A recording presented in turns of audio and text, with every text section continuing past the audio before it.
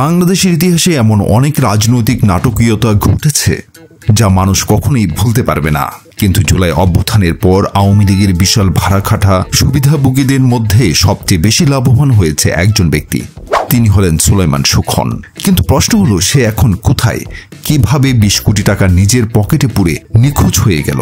আসুন সবকিছু জেনে নেওয়া যাক।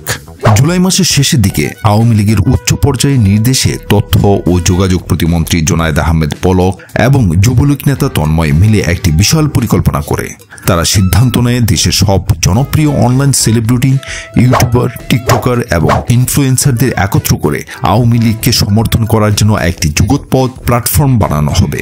আর এই প্ল্যাটফর্মে নেতৃত্ব দেওয়া হয় মোটিভেশন স্পিকার হিসেবে পরিচিত সুলাইমান সুখনকে।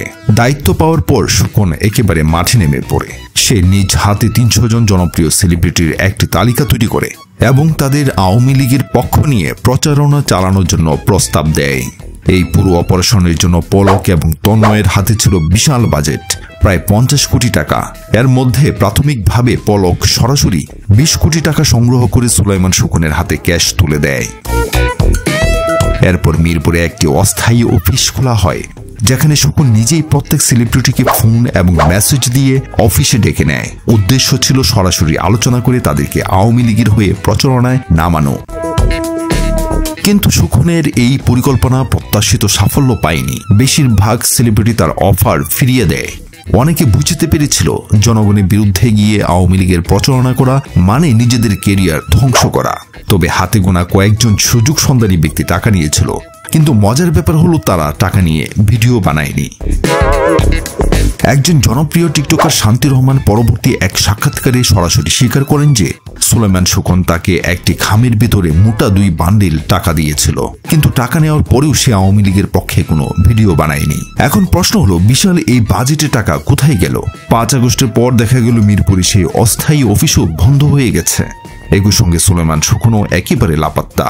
অনুসন্ধানে বেরিয়ে এলো এই ২০ কোটি টাকার মধ্যে খুব সম্ভবত ১ কোটি টাকাও ব্যয় হয়নি, কারণ বড় সেলিব্রিটিরা কেউই এতে রাজি হয়নি। ফলে বিশাল বাজেট হাতে থাকলেও তা খরচ করার মতো জায়গা ছিল না। পলক জেলে, তন্ময় পালিয়ে গেছে লন্ডনে, এবং সুলাইমান সুখন সে কোথায়?